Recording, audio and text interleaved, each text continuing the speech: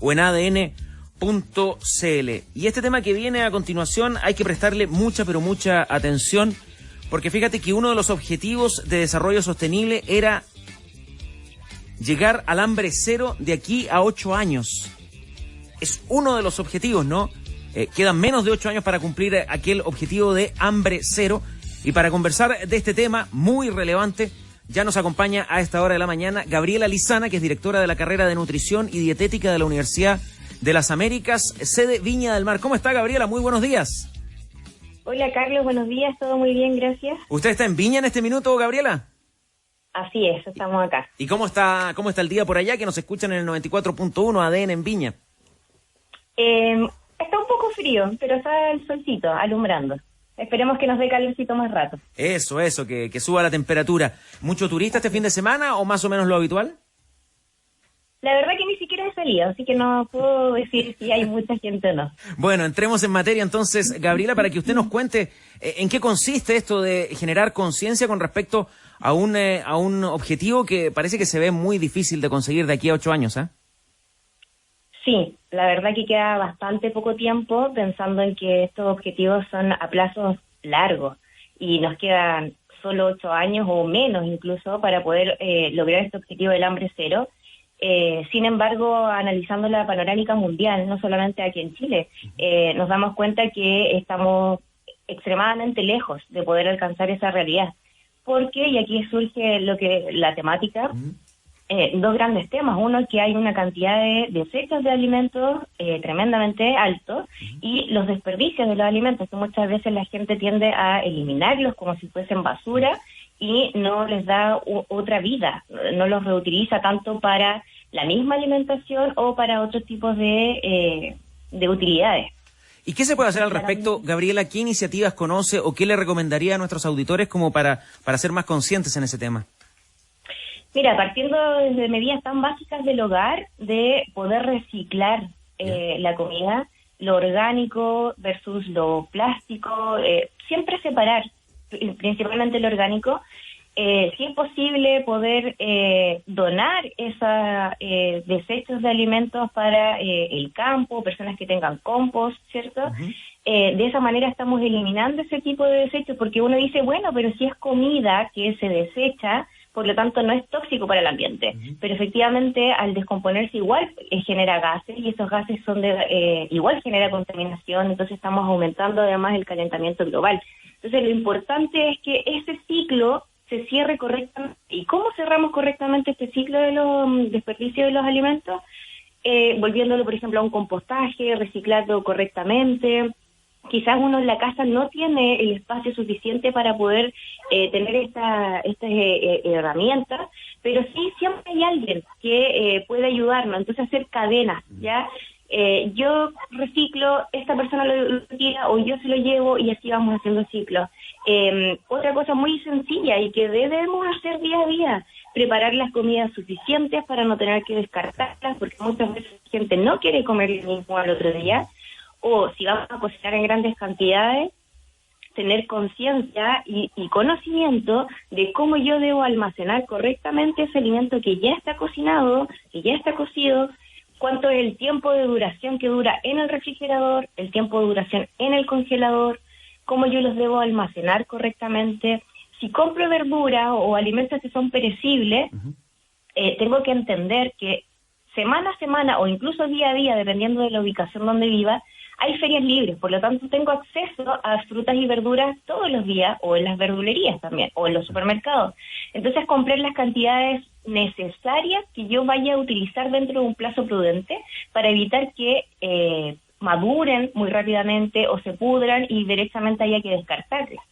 O si no tengo la posibilidad de estar comprando semana a semana y necesito comprar grandes cantidades en un periodo de tiempo importante, yo puedo picarlas, cortarlas, cocerlas y congelarlas. Congelarlas en porciones, porque no saco nada yo con congelar, por ejemplo, no sé, 1 kilo de zapallo, si después cuando lo vaya a descongelar voy a usar 300 gramos. Entonces, congelar, utilizar todas estas tecnologías a nuestro favor, pero de una manera bastante inteligente, por porciones.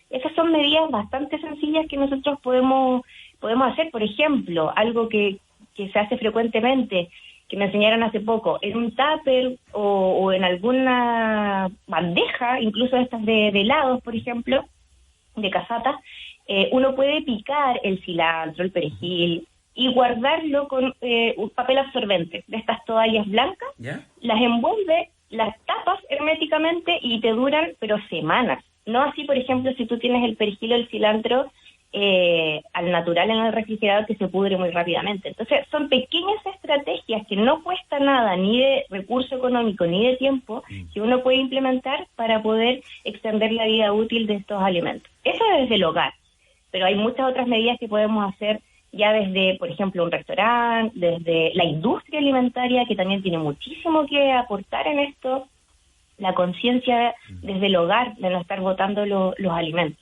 Oiga, Gabriela, por ejemplo, la fecha de vencimiento de los yogur. Sugiere una fecha ahí, pero ¿es efectivo que uno lo puede consumir hasta 2, 3, hasta incluso una semana después de esa fecha, o mejor no arriesgarse? Sí, mira, esto es un arma de doble filo, porque un nutricionista sabe que puede eventualmente extenderse. Sin embargo, la recomendación es que no, porque por algo hay una fecha de caducidad, ¿ya? Una fecha de vencimiento. Entonces, lo ideal es que, nuevamente, nosotros hagamos el ejercicio cada vez que vamos a comprar, ya sea un supermercado, un negocio, tener el hábito de ver la fecha de vencimiento y decir, bueno, esto vence en 3 días más y yo realmente me lo voy a comer dentro de una semana. Entonces, buscar las fechas de vencimiento que sean un poco más lejanas y respetar esa fecha. ¿Por qué? Sí, puede eventualmente uno comer un yogur 2 días después de que salga la fecha de vencimiento, pero ¿qué ocurre si justo mi sistema inmune estaba débil y me enfermé del estómago? Nadie va a responder porque la fecha de vencimiento decía que era hace 2 días atrás. Entonces, mejor evitar esos riesgos y comprar con las fechas de vencimientos apropiadas, ¿ya? Tener un ciclo que se llama de lo primero que expira es lo primero que sale. Hay que tener esa conciencia. Perfecto. Claro, y además conversamos de este objetivo que se ve difícil de conseguir, de hambre cero, en un contexto, Gabriela, donde hay guerra en Europa, donde hay una inflación en todo el mundo, donde los precios de los alimentos además han subido mucho. Absolutamente, sí. Mira, ha sido bien triste, nos ha tocado 2 años de una pandemia, perdón, la que nadie estaba preparado desde ningún punto de vista. Y claramente eso vino a exacerbar esta brecha de lograr este objetivo de desarrollo sostenible, que de verdad se ve muy, muy complejo el panorama. Y ahí está el tema de que uno ve paradójicamente que en algunos lugares, en algunos sectores del mundo, o incluso en un propio país, de una sola región, ves que hay gente que desecha muchas cantidades de comida, pero en paralelo hay personas que están de verdad muriendo de hambre, que no tienen la seguridad alimentaria, que eso tiene que ver con la accesibilidad y la disponibilidad de los alimentos. Entonces ahí tú haces la reflexión y dices, realmente el problema quizás no es que haya escasez de alimentos, sino que está mal distribuido el alimento y la gente que lo tiene no tiene la conciencia de la valiosidad de ese alimento. Por lo tanto, lo desechan como si nada. Y eso también es súper importante, tocando ese tema. Hay que tener ojo, un alimento que organolépticamente o que físicamente no sea atractivo, no significa que la calidad nutricional sea mala. Entonces, muchas veces la gente con la llegada de ciertos alimentos transgénicos busca la perfección de un alimento. Un tomate redondo perfecto, un rojo hermoso por fuera. Sin embargo, eso no quiere decir que nutricionalmente sea mejor que un tomate orgánico o un tomate natural, que es deforme, su coloración está pigmentada, ¿ya? Entonces hay que tener ojo. O un alimento que está mucho más madurado, si bien es cierto, puede tener diferencias desde el punto de vista nutricional, no quiere decir que porque esté más maduro, esté más blandito, por ejemplo, al tacto, no sea inocuo para el consumo humano. Entonces, no discriminen los alimentos por la apariencia física, ¿ya? Sí. Claramente, si yo veo un alimento que tiene hongos, por ejemplo, por supuesto que no lo como, ¿ya? Pero hay que tener ojo con eso también, porque muchas veces en los hogares o en las mismas ferias libres, uno cuando termina la jornada laboral de una feria libre se da una vuelta y ve cantidades exorbitantes de comida que botan solo porque la apariencia es mala y la gente no las compra. Y para ellos eso es derecho, es merma. Claro, por ahí también a lo mejor a nivel doméstico una buena recomendación es que aquella fruta que se pone fea muchas veces uno le quiere dar un plátano a un pequeñito, a un niño, y lo ve medio manchado, no lo quiere.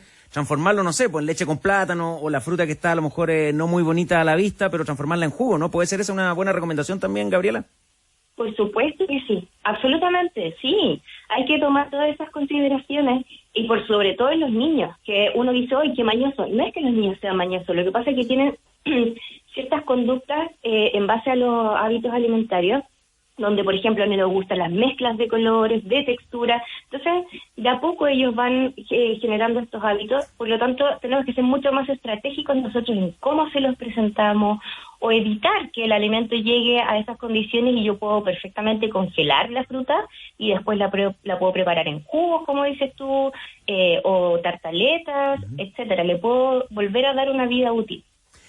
Por último, y este dato impacta y quería confirmarlo con usted, Gabriela. Conversamos con Gabriela Lizana, que es directora de la carrera de Nutrición y Dietética de la Universidad de las Américas en su sede de Viña del Mar.